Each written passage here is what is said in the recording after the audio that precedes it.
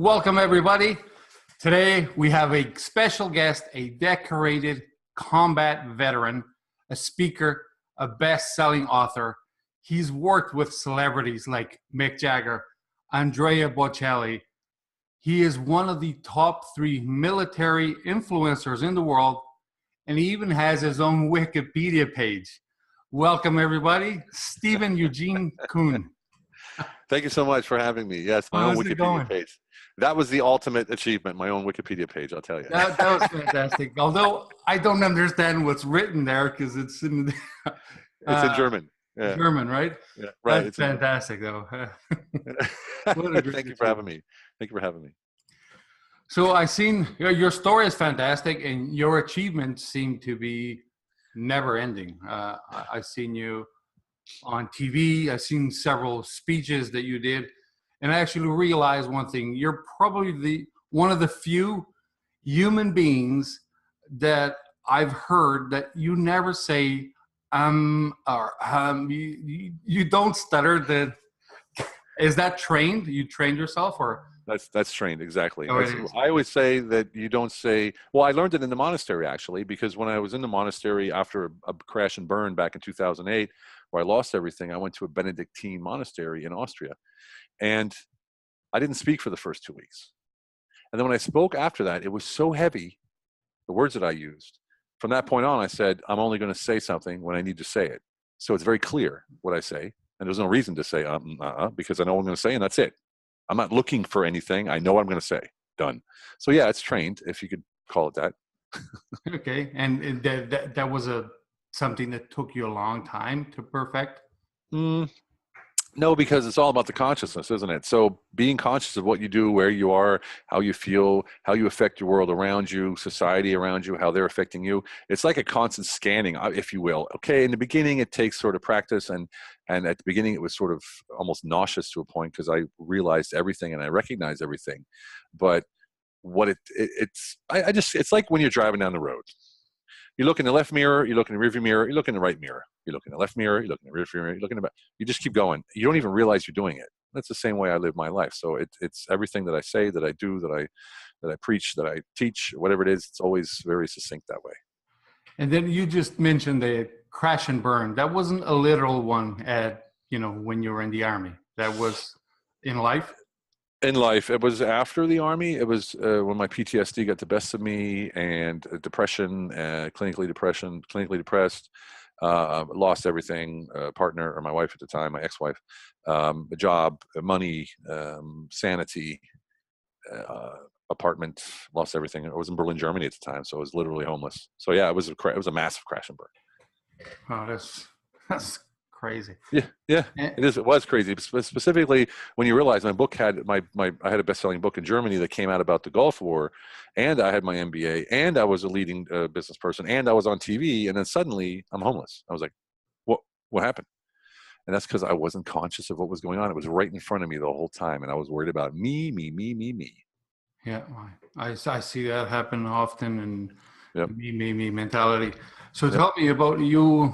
You mentioned you had that book, and you also have a best-selling book, and it was a best-selling book in 6 countries right at launch.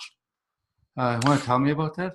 Yeah, it's actually a really long title. Yeah, it is, and it's a funny title because look, when I came over here, I got out of the Army, and I got out of the Army in Europe. So I was stationed in Germany with the United States Army, and I got what they call a European out. So I out processed and walked off base, and I was here. I was done. I was a civilian.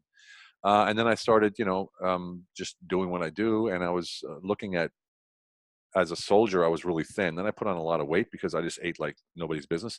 And I didn't do the fitness every morning like we used to in the military. We used to do an hour every day. And then I said, man, why, how can these people eat all this stuff here in Europe and not get fat? I don't get it. Because you're in France and you're in Portugal or you're in Spain, like, how can these people not fat? Look at all this food, all this bread, all this stuff. Well, it turns out that they eat in moderation. They eat constantly almost. So every 5 times a day, snacks and all kinds of stuff. And they eat olives and cheese and that kind of stuff. And so I wrote a book about it, how Europeans eat what they wish and still stay thin and healthy. So that, yes, indeed, 6 country bestseller in a day. That was quite the surprise, actually. Yeah. That's very good. And as soon as I saw the title, I realized, like, oh my goodness, that's what happened to me, because I would eat everything, and we have a very active lifestyle too over there, where pretty much I would go party every single day. And when I moved over to North America, eating the same amounts that I would eat, just maybe more space, and I started gaining weight. And so when I read your book title, I'm like, oh wow, that's fantastic. It also has to do with the preservatives and all of the other additives that are in the American food system, so to say. Most people don't know, but all of the food industries, all the labels, all the brands that you know in America of food are owned by, I think it's 5 or 6 major corporations. So it's all the same food, Yeah. no matter what packaging it's in, what it looks like, and there's a lot of modification in there. Let's put it that way, and additives and preservatives and things that don't do well for you. And over here, you shop almost every day over here because you buy fresh bread, you buy fresh meat, you buy fresh cheese, and that's just normal. Yeah. So instead of, and we don't have these destination locations like you go to a huge supermarket and you buy for 3 weeks and you come home, it's all processed and preserved. You literally go at least once every 2 days and you buy something fresh. Pretty good. Yeah. Yeah, that's probably the reason. That's not probably. It's one of the reasons why, after 40 years of normal life, I became vegan. Really? Yeah. Well, I guess if you're going to be vegan anywhere in the world, it probably makes the most sense in America. Yeah. So I guess it's 8-9 months now that I've been vegan. So. And have you gained weight? No, I actually, the size didn't really go away. I lost weight, but the size didn't, because for the longest time, I didn't know how to be vegan. I didn't know what to eat, right? So bread would be your first choice. And wrong answer. Bread, it's either bread or fruit. Right. Yeah. So. Yeah. Well, now it's bread in America as well. Oof, tough. I don't want to bash my home country, but man, the food is. I go home on vacation. I can't stand more than 2 weeks. I have to get back and get some real food in me. Yeah. And how often do you come over? Usually every 6 months. With the kids, it's difficult, but we've done it since birth. So, actually, Max, my son, will be 4 in 2 days, and my daughter will be 3 in August. And we get back since they've been born every 6 months. Okay. Yeah. So I got a question for you. I've seen, I did my research. I saw your speeches and all that, and I've seen several places where they call you the hitman. Right. That is not literal, right? That's no, it's not literal. No. It could have been back in the day. I was headed down that path, but no, it wasn't. No, it's the hitman is. It refers to my training that I do and the way that I live my life. About 18 years ago, I started using this to train students and trainee managers and leaders, and I called it conscious leadership, and I called it self-leadership, and I called it conscious self-leadership. And I always came up with 3 things: honesty, integrity, and transparency. HIT.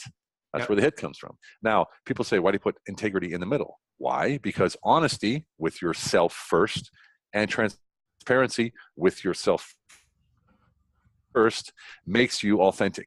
And the byproduct of this honesty and transparency is integrity. Now, this integrity, like I said, it makes you authentic, and that allows you, and allows me, I'm living proof of it, to dictate my own market value, because there's no one out there like me. Okay. And this is what HIT's all about. It's about elevating others. It's about living without expectations. It's about being authentic in everything that you do and say. And the biggest thing is expectations. So, and it takes a while, but say, for instance, you go home and your wife is there and you give her some flowers, right? You might give her those flowers and there's something in your head going, maybe tonight's my lucky night, right? And she feels that vibe, but you don't say anything to her. She says, oh, he just doing this because he wants something, right? And she doesn't say anything about it. The next thing you know, you have this tension in the air and no one knows why. It's because both of you have expectations. Yeah. And because she receives something, she feels compelled. And because I gave something, I feel that she is compelled. If you just erase all of that and do what you do because you want to do it purely for that reason, it makes life like effortless, literally effortless. Everything I do because I want to do it. And if I catch myself with an expectation, I go, okay, either if I really want this, I need to tell them this is what I expect. Except for that part with the flowers, that probably wouldn't go over too well. But so every time I have an expectation, I see if it's real. If it's real, then I tell them, and if it's not, I just get rid of it. And that really changes your life. And of course, if you base, look, every healthy relationship on this planet is based on integrity. If you don't have integrity in your relationship, you don't have a relationship. I'm sorry to say. And Yeah. the trust has to be there. The giving, the ultimate sacrifice of saying, I am here for you, that can only be based on integrity. Anything else is manipulation. Yeah, it's all about stop keeping score. Don't keep score, because if you're keeping score of something, you're not going to get something back in return because the other person didn't expect that.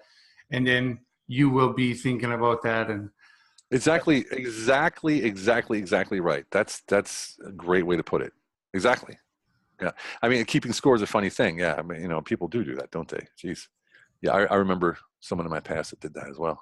I I did this. actually used to, and of course now I don't anymore. But I had to learn that.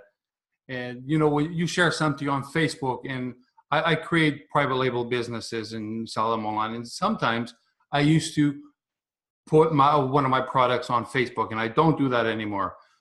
And then I would look and see, like, this person just liked a comment of something else, and they didn't like mine, and so I was kind of tracking that, and then I realized how ridiculous that is. Just so anyway, I Yeah, stopped well, that. so social media is teaching us to compare our lives to everything and everyone around us. Everything we do, everything we say, every picture, everything. Oh, you look at it. Oh, look at that picture. They look nice. Maybe next time I'll raise the camera instead of lowering the camera.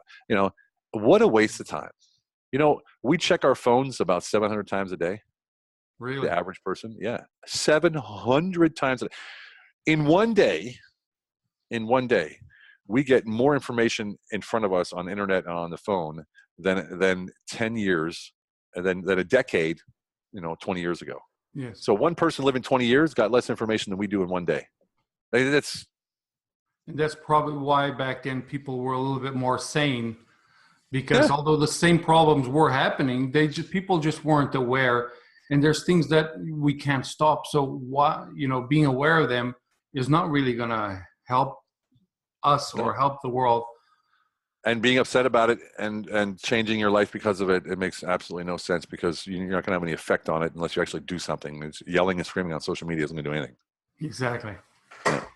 So, Steven, I want to ask you something, and you probably already saw this coming, but you work with Mick Jagger, Andrea Bocelli. There's so many big names that I think. How did you do this? You searched them, they found you, or how did this go? I search them. There's something that I do, and I don't know if I'm a catalyst, or I don't know, whatever. I'm always looking for opportunities, but I don't do it on purpose. I would say, how can I do the most exciting things in the world without actually having to go out and look for it? Is I listen, and I hear. So I listen what people say, and I hear what they mean, or I hear what the innuendos are. And for Mick Jagger, it was easy because I heard on the radio his bodyguard hurt his back in London, and he wasn't with him in Berlin when I was living in Berlin. And so I went to the hotel, and I knew everyone at the hotel because I had cocktail bars, and I always invited all of the hoteliers every Thursday night to my bar for half-price cocktails. And that's another thing I did by elevating those around me. Those were hard workers. They got something back. Yeah. So they let me in, of course, and I waited around the lobby and back in the bar and stuff until Mick and a couple other people came down. And I said, hello, Mr. Jagger, I am your new bodyguard. And they're like, who? What? Who sent you? I'm like, I sent me. They said, what do you mean? Yeah, I'm an American war veteran, and I'm here to be your bodyguard. And he said, talk to AJ. His name was AJ. CJ. And I said, CJ? And he's like, yeah, what do you do? Talk to me, blah, blah, blah. And he said, do you know where to get good sausage? I said, I do. He goes, you're hired. Literally. It was like, oh, wow. And they paid me $400 a day. So that was quite cool. Andrea Bocelli, it went a little differently. I was in a barbershop in Dusseldorf, and I met the guitarists from one of his parts of his show. And I always wanted to meet Andrea Bocelli, and I was reading in the newspaper because my friend is a manager of a huge group in the UK. And I was reading that the contracts were coming up for renewal. In America, they were locked into some long, arduous deal. It wasn't such a good deal, but they were there. But Europe was wide open. And of course, the guitarists needed some help too. So I made my way to London to his concert, and I asked for. We met him backstage, took a picture, and he smiled in the picture. And his wife was like, well, "He never smiles." So I took that as a good sign. And she's his manager. So the next day I showed up at the hotel for the meeting and he wasn't there. So I told her what I wanted. And that was, of course, to renegotiate some of the contracts, help the guitar, the guitar company or the guitar duo get their contracts and things. And I said, I want a retainer for this plus 20%. 20% is average in the industry. Music industry is normal. And they laughed at me. Like, no one gets a retainer in the music industry. You get 20% and that's it. You work on your own dime. I'm like, not this man. I don't work on this dime. And I'll tell you why. Because I'm going to get what you need. And I'm going to make it happen no matter what. What do you need? I did it. You tell me and I get it done. How can you be so sure? Because I've never failed, I said. I've never failed. We had this discussion before offline is that I've never failed. And the reason I've never failed, except for one time, when I don't want to say one time, but I failed in the past when I was younger before I realized that I failed only because I thought that what I did was bad or failed or something, and I stopped. Yes. Right? So as soon as I learned out that it's only failure if you stop, and if you take it as a beat down or something, that's a failure. It's not a failure if you learn from it. Exactly. So I told her, I said, I learn from everything and I will adapt and I will improvise to find a way. So, about 20 minutes later, I walked out with a retainer and I stayed with them for 2 years. And within 2 weeks, I was in all the top CEOs' offices in the UK, speaking to the record labels about getting the contracts done. So yeah. And then Olivia Newton-John came up much about the same way. I had a buddy who I met and came over and he said, oh, I know Olivia, I know her husband. And then they were launching their company in Europe. And I sort of finagled my way into that, and I helped her launch in 6 countries. 6 countries we launched her. Yeah. And it just goes on and on and on. It's you present yourself as a solution, and when you know someone's problem and you know someone's difficulty in life, and you show up with a solution, it's a no-brainer. Literally, a no-brainer, no matter where you are. And that just means corporate world. This means with your wife or your husband. It's just if you show up solving their problems, you're a superhero all day long. It's a very inspiring way that the way that you got in is because you actually took some action. Because if you were getting your hair cut just like everybody else and you zipped up, you wouldn't have got anything. And just like with Mitch, that's fantastic attitude. Well, it's more of a selfish thing than anything else because I love meeting people. You meet the weirdest, strangest job-having people in the world. Like I met a guy on a plane, and he's like, "Oh, what do you do?" I was like, "Oh, I'm a self-employed consultant." And he goes, "Oh," I said, "What do you do?" He goes, "I make fake rocks." I was like, "What?" He goes, "Yeah, I make fake rocks. When you go to the zoo and you have these big cliffs, they're not real." I'm like, "Really?" He's like, "No, I make those." I'm like, "You do that for a living?" He goes, "Yeah, I'm all over the world." Like, who does that? It's like, and it's just so interesting that you meet people all over the world. So I'm always asking questions. Where you from? What's up? How you doing? Da, da, da, da, da. So I have a huge contact list because I love not only talking to people, but then immediately finding my consulting is called immediate impact. So everything I do is immediate. I only work with partners that answer my calls immediately. I only work with partners that answer my mails immediately, within reason immediately. And of course, my customers expect from me immediate impact in the first couple times that we work together. And so I do that as well with all the contacts and all my friends. For instance, after this, we talk and you say you need some more podcast guests. I would send you 4 or 5 podcast guests just like that, just within a day, just to do it, just to make you feel good, just to say, hey, it was great to meet you and I'm happy, and go. And I do this all the time. People are like, why do you give so freely? I said, because I can. Because I can. And I'm facilitating you and this other person. You both want something. And I get to feel fantastic because I got to help somebody. And who doesn't want that? Yeah. Everybody should want that. Yeah. It's not me, selfish me. I had a discussion last night on one of my lives with a woman who says, what do you do when you're depressed? I said, the quickest way out of depression is to help somebody feel great. Yeah. Yeah. Take your mind out of yourself and try to help somebody else. Yeah. Now that you mentioned how the immediate results and you like everything to be immediate, that reminds me of, the parachute bag, inflatable couch. So the story I heard is that you ended up making 30 million in 3 months. Yeah. With an iPhone, recording videos with an iPhone. I didn't make 30 million. My client made 30 million. Exactly. So, unfortunately, otherwise there'd probably be like an ocean behind me and I would be topless, so, so, yeah, it was called Laybag. That was the product. And they called me in when they launched it on Facebook, wondering what what was happening, that they wanted to sell this, but they wanted to sell it in America to the big box retailers. So, Walmart, Target, things like that. So they said, Steve, you're American. You must know how to do this. I'm like, sure. Never did it before. I told them I never did it before, but not to fear. I will make it happen. 2 weeks later, I landed my first deal for $500,000 with a distributor for Costco and Sam's Club and all that kind of stuff. So that was quite the deal. Then we started launching online, and what we did was sort of unique, because instead of launching a high-end video, we just did iPhone videos. And if we tested it for a day, it didn't work, we just took it down and put another one up there. And we used our staff, so we didn't have any costs. It was literally film it. I filmed it, we put it up. If it worked, good. If it didn't, we moved it. And every time we had problems, people complained, or, oh, you can't blow it up, it's all a farce or whatever, we made another video as an answer. So we communicated with digital pictures, so to say. And that sort of made us take off. And they made, it was ridiculous amounts of money. I mean, it was just crazy. It was a crazy time. And off the back of that, we did the same thing, did 10 million with another product after that. And we did another, 5 or 10 million after that with another product, all three completely different products.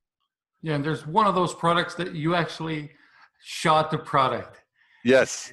Yes. It was called Trust Bag. Trust Bag. And Trust Bag is a cut, slash, and stab resistant little drawstring, almost like a shoe bag, to put your laptop in and stuff. And you can lock the top of it so no one can get into it, and they can't cut it so they can't pickpocket you. It's great for travel.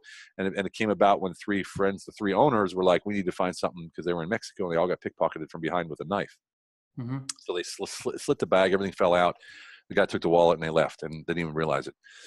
So they came up with this idea, and I had to source the material. The material is really hard to source because it's special military grade, but I had to source, and then I took care of that business. And we were looking for ways to find videos. It went really well. They did some nice videos, and basically it was a guy wearing a white dress shirt, and under that dress shirt was this material.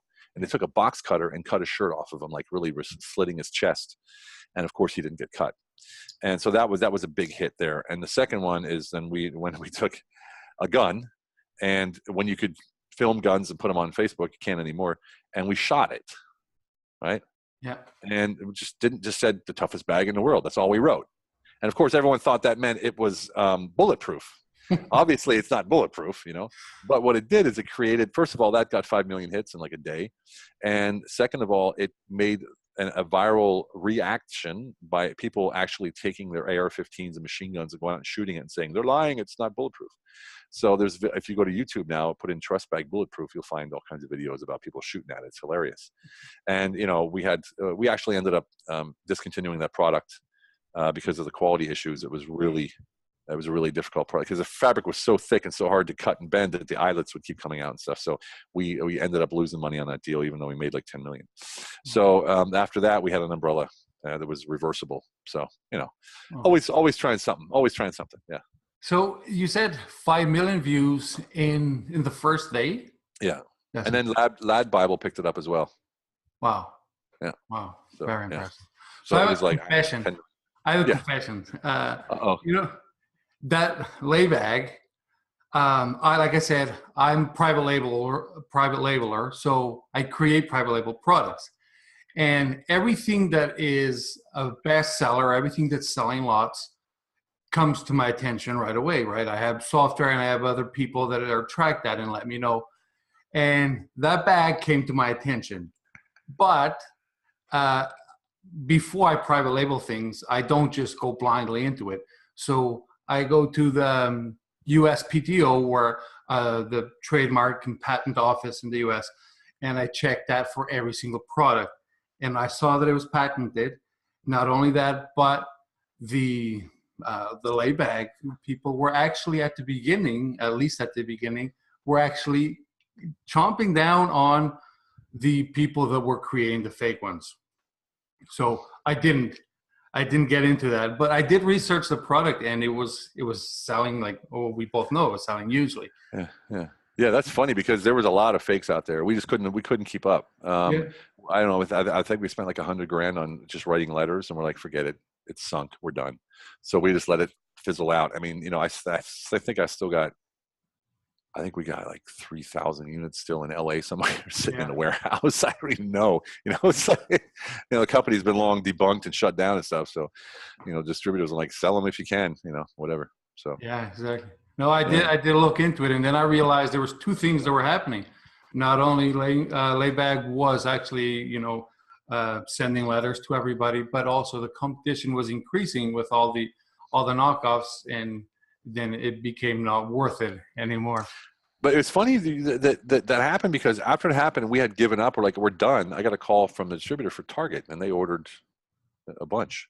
I Hmm. was like, wow, that's crazy. We lost a deal to Walmart to a copy, who were actually in dispute with another partner. And we're like, Walmart picked them over us because of a personal issue, a personal relationship probably. And that was like 700,000 units. So that would have been, that'd have been like $10 million profit right there. Yeah, yeah. Yeah. So yeah, anyway. That's kind of deals. So basically, this is what I do. I'm a consultant, so I help people turn their business around, or I help people start their businesses, or I do deals like that. So I have about 16 or 17 products that I represent, and I only represent veterans right now. I'll do other ones, Okay. but I'm focusing on the veterans tribe right now. As you said, I'm a veteran influencer, military veteran entrepreneur influencer, and I'm quite successful in that area as well. We have a military and veterans products group. And we pitch all of the products with the story of the veteran, a little picture of them and that kind of stuff. So it just creates a whole different dynamic for the purchaser or the buyers. But that's going pretty well. Yeah. Yeah, very good. I interviewed a so Jenny Hale is her name, and she was out of Fort Knox. She is not in the army. That was her failure, was that she could not get in. She had some physical problems that wouldn't allow her to get in, but she pursued her dream, and she now works with the army and veteran wives as well, helping them create businesses. And she's actually studies algorithms like Facebook, YouTube, Google's, LinkedIn's algorithms, and so pretty good, I guess. If you put her in contact with me, I'd love to meet her. If you hook us up, that'd be Yeah, great. for sure. I actually did my boot camp. My boot camp I did in Fort Knox. Oh yeah, Yeah. pretty good. I 1986. asked her about I know now the official term is the gold depository, Right. but everybody calls it the gold reserve or Right. some name. Yeah. So something else that I want to ask you is why Europe? You are in Budapest, Budapest. Hungary. Yes. So why there? When I landed here in 1986 with the first airplane I ever flew in, except for Fort Knox, I landed in Germany in Rhein-Main Air Base, and I got out of the plane, and I was like, "Wow, this something feels right here. I don't feel like I'm in a foreign country. I actually feel like I'm in a completely different place, but I feel like I'm at home." So I immediately took to the country. I took to the people. I started to learn German. I learned German in 6 months just by immersing myself. I never took any classes. I speak, read, and write German like a pro. Oh yeah. And yeah, it just so happened. I don't know how it happened. I'm trying to speak Hungarian now for 8 years. Good luck. And so I ended up loving the country. And then when I wasn't ready to go home. After the Gulf War, I didn't really like sort of everything about me, and I wasn't ready to go home to face that constant bombardment of the American patriotism values that I so deeply cared about and was sort of ripped apart about because of what some of the things that happened in the war, some things I saw, and maybe even some of the things that I did. And I wasn't ready to go home. And so I stayed here in Europe, and this is my 9th country. So I am married now, though, with kids, so it's probably going to be my last country in Europe. If we go anywhere, it'll be a beach for sure. Yeah. Yeah, and I just like to value. Look, I can drive 2 hours. I'm in Vienna. I'm in Bratislava in 45 minutes. I can go into a completely different culture, mindset, feeling, vibe, and in like 2 hours in every direction. I can go to Ukraine. I'm in Ukraine in 2 hours. I'm in. It's ridiculous. Bulgaria, Romania. I mean, it's wherever you want to go, it's here. And I don't like normality, and I don't like monotony. So when I get bored, I'm going to Austria, baby. I'm going to Vienna today. See ya. Boom. And off I go. So, it's just, I love the variety. I love the people. I love the simplicity. And if I'm honest, I'm sort of an old school gentleman. So I have a group on Facebook called The Humble Man. And the humble man is a group of men seeking that primal masculinity. And when I say primal, I don't mean animalistic. I mean the soft, non-aggressive, non-judgmental masculinity that makes us providers. Now, women can be providers, men can be providers, anyone can be providers. Mm-hmm. But a man, according to, whatever, if you identify as a man or however you say that, I'm not very politically correct because I don't follow that stuff. But I was schooled last weekend in a camp called Baby Bathwater. It's an island retreat in Croatia from a bunch of entrepreneurs, massive, amazing people. And I was taught the whole lesson about all the genders and stuff. So that was super interesting. I never had that before without an argument. So that was quite cool. And so, yeah, I for me, providership's everything. So I provide for my family. I provide for everyone around me. And I provide even for the cashier, for the gas pump guy. They still do that here. They actually put gas in your car still. I provide for them. And what do I provide for them? I provide for them by giving. I elevate them. I give them compliments. I give them eye contact. I give them the feeling that I care. And this is what I mean by providership. My new saying, I guess you could say, is providership is the new leadership. If you look at if you look at a leader in their business, in their entrepreneur or otherwise, what are they doing? They're providing a way forward. They're providing for their employees. They're providing for their customers. They're providing for themselves and their family. So for me, it's obvious that the European values fit that more than I think, let's even say the Western world almost doesn't fit it. You got the UK, you got the US, and Australia, for instance. They're very touchy about these kind of things, and I'm not touchy about it. So I really appreciate the sort of the old school values over here, especially in Central Eastern Europe where I am now. Yes, yeah. And it's funny you mentioned the change of culture that can happen so quickly, an hour away. Like I told you, I lived there for 25 years. And every now and then I had an Audi diesel, so it was very economical. So we could go and just travel. And from Portugal, you can get in Spain in 1 hour. Yeah. 10, 12 hours, I'd go to Paris. And sometimes we would go, let's go to Holland, the Netherlands. And the first time we got in there, and the currency was still all different. It wasn't euro yet. So every country, the borders were pretty much gone, but we still had different currency. Right. And I remember I'd stopped at every border and I would buy a map. There was no smartphones with GPS, so I would buy a map and some of their currency. And I remember getting to the Belgium border. And if you know Belgium now, you know what's going to happen. I bought the map. I bought some currency. I started driving in 45 minutes. I saw a sign that says, end of Belgium. Yeah. I crossed the entire country. And and it's fantastic that you can, the cultures are actually different in that 45-minute drive. And even inside the same country, let's say in Spain, you can be at a bar and that bar is super classy and everything. And then you're there, you finish your dinner, you can eat until 1 o'clock in the morning. And then next thing you know, at the time they still had ashtrays, you could still smoke inside. And the waiters pull up the shirts and it's a bit shorter. And now it's a bar and it's crazy. Fantastic. Yeah, there's all kinds of craziness going on here that's actually part of the culture, and I love it. It's a laissez-faire. It's like live and let live. It's just, who cares about all that? Just relax and have a good time and enjoy each other and enjoy each other's presence. That's, it's not 100% like that. Especially not in Western Europe. Western Europe's very, on a path to, I don't know what they're doing now, but Eastern Europe's still pretty much like that. Yeah. Yeah. You can actually still smoke in places in Austria, which is really weird. Yeah. Go to a restaurant, you're like, there's people smoking in this restaurant. Super strange. Yeah. But I guess the law is if they have enough exhaustion, they can pull it out. No. I think there's a law on size and the amount of customers or something, because man, you walk in there, it's like, Austria is still very, I don't know, cardinalistic, I guess you could say. I don't know. They're very cliquey and nichey, I guess you could say. Nichey. Yeah. Very good. So, Steven, I also heard you be called, besides the hitman, you were called the human funnel. And I personally know what funnels are. I build my own funnel and my funnels, and I'm a funnel hacker, the Russell Brunson following. Uh, what is a funnel and why did they call you the human funnel? Well, the funnel is when you put something at the top, it makes its way down to the bottom and comes out sort of purified, I guess you could say. Only that comes out is supposed to come out, which you can actually benefit from or use or whatever it is, depending on what you have the funnel for. And of course, the sales funnel is where you have a collection, let's say a landing page at the top, or you have an ad that goes to a landing page, that goes to a sign-up page, that goes to a questionnaire, that goes to whatever, and it comes out, and then at the end you have a customer.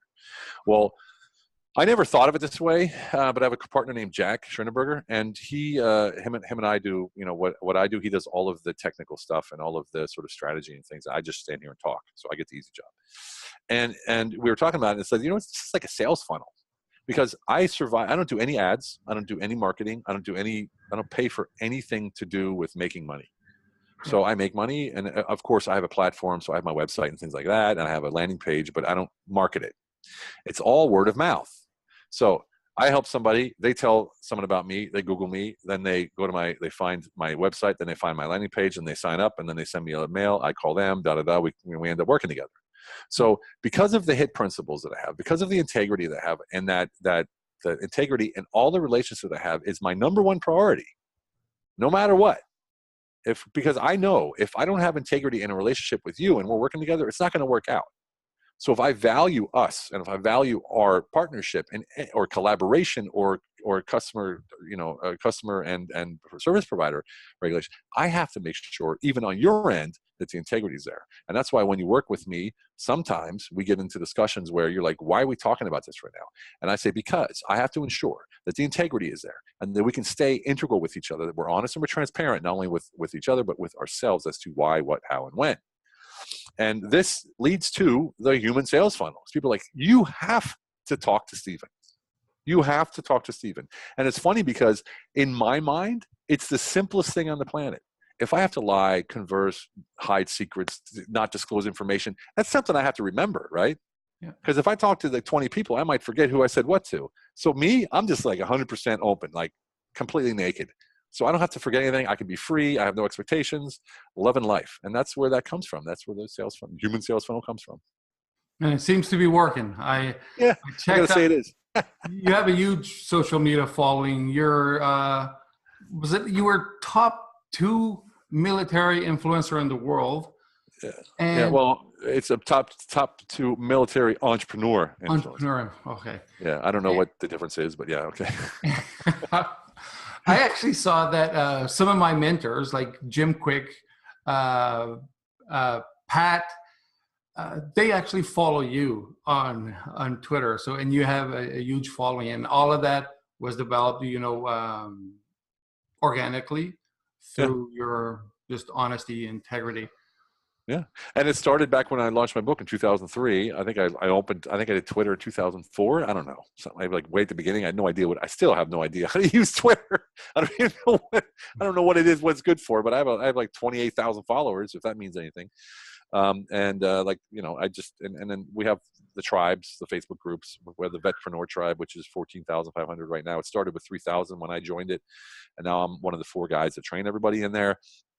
And we have a special ops group, it's called, and we train all veterans on their entrepreneurial skills and things like that. And then of course I have my coaching club, Steven Kuhn's Immediate Impact Coaching Club. It was in the press today, actually. It was on like 16 or 17 stations picked it up. It was quite pretty cool. And I don't know. I have these different groups and I love to give. I love helping. I love seeing someone sparkle in their eyes going, wow, Steven, you just like changed my life. And the thing about it, like I said, it's really simple because I don't have any agenda. I love making people feel good because let's face it, it makes me feel fantastic too. Yeah. So one more thing, or a couple more things, but is there any book that has changed the way you think, the way you act? What is the most special one to you? I wouldn't say recently, but there's a few books, and I always keep them here because I have them for reference. And one of them is, of course, The Richest Man in Babylon by George Clason. I don't know if you've ever read that. I did not. You have. This is an amazing book about wealth, The 7 Principles of Wealth. It's amazing, right? And it's just one of those books that was written, I don't even, it was written like a million years ago. And then, of course, everyone knows this one, Think and Grow Rich, Napoleon Hill. Yeah, I finished it last week. As you see, I have all the bookmarks in there because I have certain things in there. I have my super quotes book when I be motivated by Marcus Aurelius, Meditations. That's one of those books that I like to read, or actually quotes that I like to read to keep me motivated and see things happening. And one spiritual book that I read a long time ago is called The Hathor Material by Tom Kenyon. And the Hathor Material is about this Tom Kenyon, I think he's a neurologist or something, who sort of had conversations with, I don't know, some kind of beings or something. And he talks about how the body works with energy, and how you have the energy roar down the middle, and how the spiral effect goes around your body, and you have like a vacuum, and how that works for you if you know how to train it. Sort of a little bit like Qi and Zen and that kind of stuff. Mm-hmm. So yeah, I got into that too. So they're the books that actually not only changed my life, but I use as almost like a reference at least once a week, two times a week. I've read Richest Man Babylon, I don't even know how many times. I just keep reading it. It's a great book because it's a story about a merchant in Babylon. Yeah. So it's like history at the same time. Yeah. Yeah. So I guess same as Think and Grow Rich, because that's a book from 1937. That's also like a lot of history in the story, because I always had the book on my to read list, but until I think it was 2 weeks ago, I hadn't read it. Because I thought it was something completely different than it actually was. And yep. When it started and I understood what it was going to be about, I kind of regretted not reading it longer. No, don't, there's no need to regret. Everything happens for a reason. We know that, right? I mean, you wouldn't be where you are. You wouldn't have read it if you weren't supposed to read it. So no big deal. And I learned since then that there is one that Napoleon Hill released prior to this one. And apparently Henry Ford asked them to remove it and not sell it anymore because the secret was too obvious. And I found that. You did. 16 Secrets to Success. So I found actually an audio version of it that somebody read it. And so it's not an official audio, but I found it on YouTube. Send it. And I will. Okay. I haven't heard it because it's actually, each chapter is an hour and something. So it's, wow. Yeah, it's 16 chapters, and that's apparently should be the official one. So I can't wait. I know he got sued or something. He had to make it go away. Yeah, had to not sell it, had to rewrite it or something. Yeah, I remember reading that. Yeah, true. Yeah. So pretty good. Yes, great books and life-changing. So one more thing, Steven. Yeah. For the people listening to us today, if there's one thing that you want them to know, one thing that you think that can actually help them, what would that be? HIT. I hate to keep saying it. Yeah. There's nothing on this planet as a human being that you can do that will clear everything up with one swoop. You follow the HIT principles. If you go to my website, steven-kuhn.com, that's a Steven with a V, and then -kuhn.com, you'll see right under my big picture of my big head, underneath you'll see sign up for the HIT series. And it's HIT videos. It's 5 videos, 1 introduction and 5 videos that shows you exactly what it means to live by HIT. And it's free. There's no strings attached. And what that will help you do is live a freer life. And it sounds hokey and cheesy and whatever, but I'm a logic, solid kind of guy, ex-military.